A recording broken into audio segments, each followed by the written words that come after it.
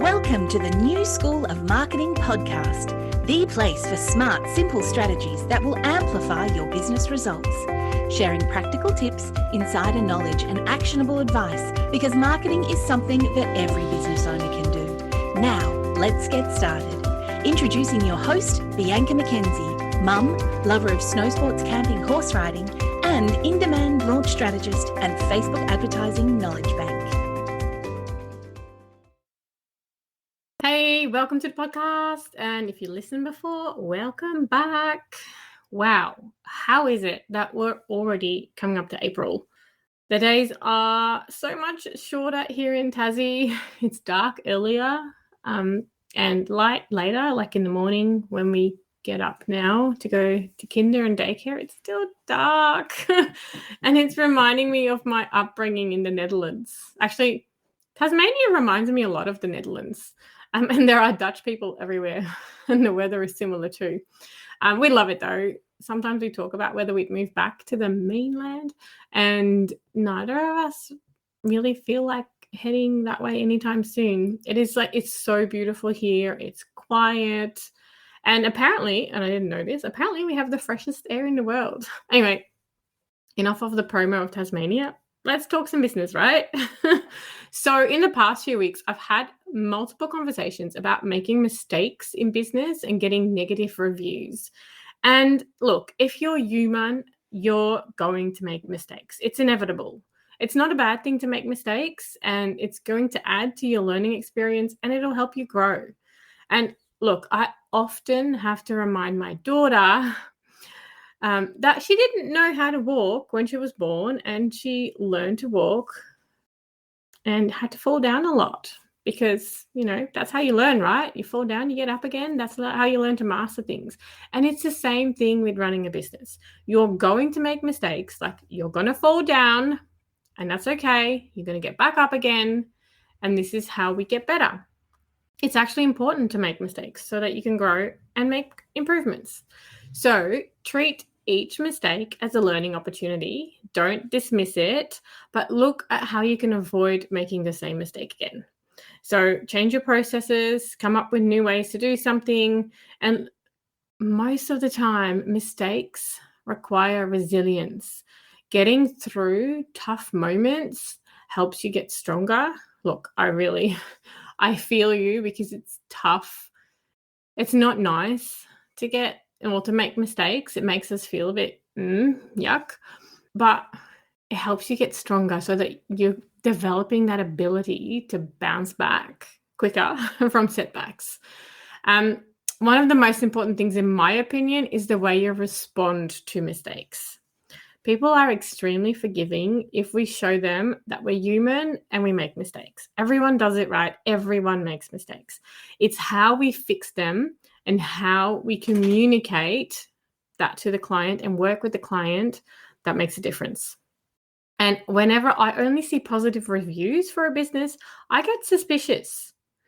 Sure, you want to see 99% good reviews, but if you're dealing with humans, there's bound to be mistakes.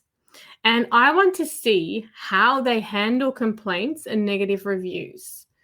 The way they respond to a negative review is, to me, just as important and valuable as seeing 99% positive feedback. And I know that as a business owner, it's incredibly frustrating and sometimes embarrassing, and it really gets you down to receive a negative review. But try to see it as an opportunity to show the world how your business responds to it. So what should you do when you make a mistake and get a negative review for your business? Well, one thing not to do is to hide it or pretend it didn't happen. Not good. Handle it in a professional and in a constructive way. Think about how you would want it to be handled if you were in their shoes. Okay, so here are some tips. Respond promptly and professionally. Don't leave it sitting there for weeks before you get to it. Speed really matters in this case. Acknowledge their review and their concerns and apologize if you feel it's necessary. Sorry often goes a long way. And let them know that you take their feedback seriously and that you're working on solving the problem. Another tip is to look into the issue to see if you can find out what went wrong. It's like a fact-finding mission. So talk to your staff, talk to anyone who's part of your supply chain and your delivery chain. Get all the relevant information so that you can take steps to prevent something like this happening again. And you can let your customer know this as well. Like, everyone makes mistakes. Sometimes something like this needs to happen before we can make improvements. Another thing is to always offer a solution. And sometimes it helps to give a customer an option or options, as they tend to love to be part of the solution. It's kind of crazy. Like, when you make people feel like they have input, makes them feel more important. So talk to them and ask them what will help them in this case. What they would see as a positive outcome. And communication can often help turn a negative experience into a positive one.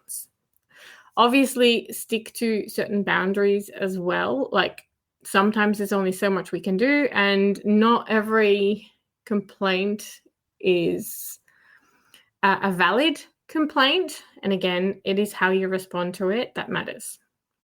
So another thing is to use the feedback that you get from, your fact-finding mission, as well as from your customer. Use it as a learning opportunity, and, use it to take steps to make improvements.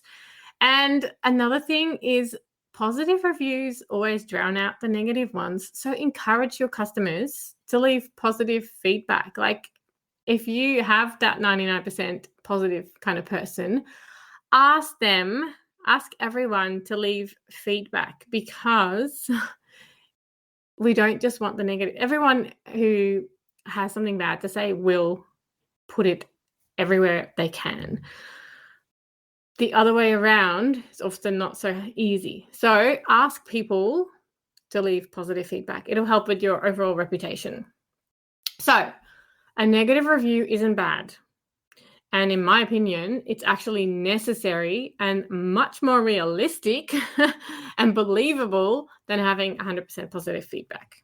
And the way you respond to reviews says a lot about your business, and it shows people that you're trustworthy and that you look after your clients, that you're there to come up with a solution. And this is what I often look at. I look at the negative ones and see how people respond to it, because it instills trust to me that if something does go wrong, I'm not going to be ghosted. I'm going to be looked after. So dealing with negative reviews in a prompt, professional, and constructive way, you can often turn a negative experience into a positive one and still get a positive outcome for everyone. So don't fear feedback. Keep doing what you do in the best possible way, and respond to those reviews and show the world that you care about your customers, that if something does go wrong, that you're there to catch them and to look after them. Awesome. Thank you so much for joining me on this episode of the New School of Marketing podcast. I hope it was helpful, and I can't wait to share more marketing tips with you next week. If you're ready to take your business to the next level with Facebook and Instagram advertising, make sure you visit newschoolofmarketing.com to download practical free resources, plus subscribe to the podcast and never miss an episode. I can't wait to go on this journey with you. Until next time, take care, and don't forget, market your business every day.